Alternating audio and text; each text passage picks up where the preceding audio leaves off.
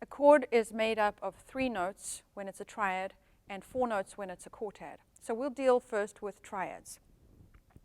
You're going to build a chord, construct a chord, based on its position within the scale.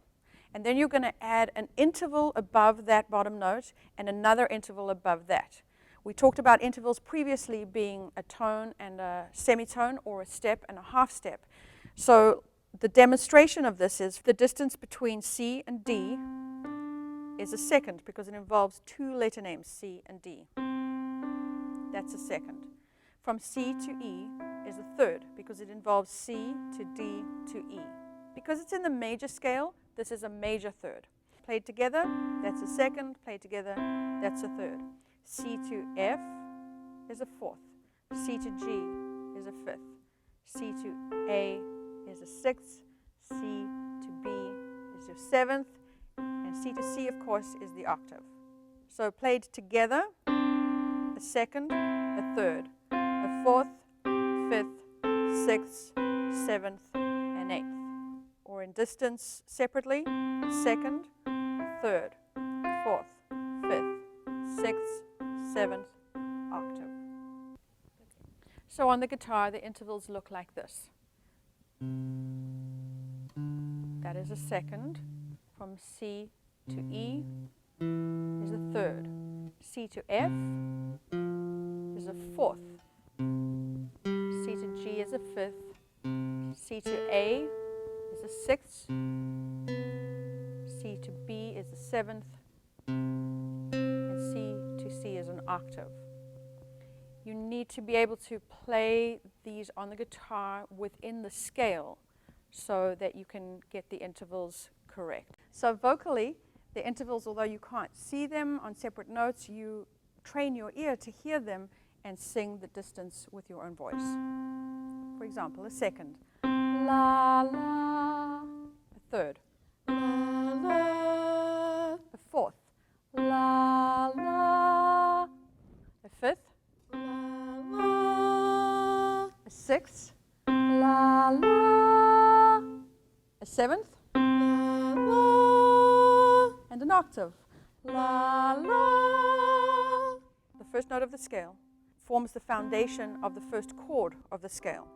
Chord is built on the note in thirds. A major third plus a minor third gives you a major chord. How you measure a major third is that it is 4 half steps. 1, 2, 3, 4 is your major third. And a minor third, it's 1 less, so it'll be 3. 1, 2, 3. A minor third. So whatever note you play on, a major third will be 4 half steps above, and a minor third will be 3 half steps above.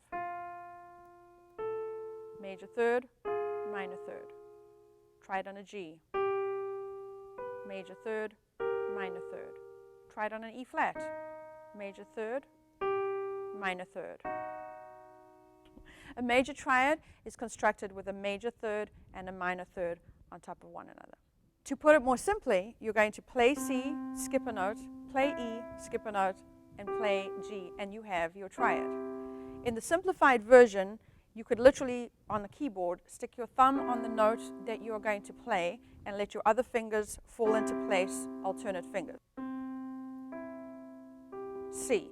So there are 3 ways that we can approach this. Either literally play a note, skip a note, play a note, skip a note, play a note, and you have a triad as long as you're working within a key. The other version is to know the major third and the minor third as part of the chord. The other is to count the half steps or the semitones and to know that from the first note to the middle note of a chord, in a major chord you have 1, 2, 3, 4 half steps, 4 semitones. And the minor third on top is 3. Now guitar is of course different from keyboard, and on guitar you need to learn the finger positions for a chord, and you need to know those by heart. But here is how you can check that you have a major third and a minor third within. So in the C chord, the C note is played here, and a third above the C is going to be E, played here, and a minor third above that is going to be a G played here. Again, the whole chord. So there are major and minor and other kinds of chords in keys. Let's just begin with the major and the minor. A major sounds like this. A minor sounds like this.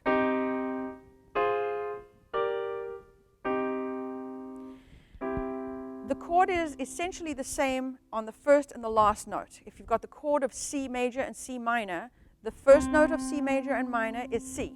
The last note, the fifth note of C major and C minor is G. What changes is that little note in the middle. It's either an E, which makes it a major sound, or it's an E flat, which makes it the minor sound. Major, minor. F, major, minor. G, major, minor. Back to C. The difference between major and minor on a guitar is a little less obvious, but here is D major followed by D minor. D major, D minor. One more time. Let's try it on E.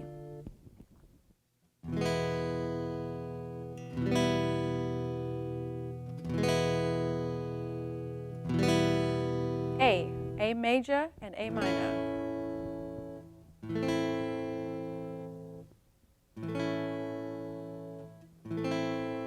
And G, G minor. These are easier to spot. G, G minor. So in C major, we're going to have C, E, and G. That makes your first chord, chord 1. If we go up to the fourth note of the scale, we reach F, and we build a chord upon F. If you were playing the scale of F and just literally putting your fingers down, thumb, third finger, and fifth finger, automatically get F and A and C. Remember the intervals? There's a fifth on the outside, and on the inside there's a major third, because this is a major chord.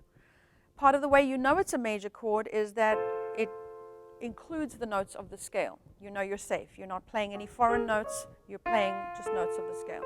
There's your chord, F, plus a major third, 4 half steps, plus a minor third, 3 half steps. Gives you the F chord. Same thing on G.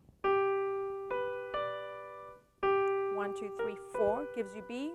1, 2, 3 gives you D. There you have C, F, and G. 3 major chords in the key of C.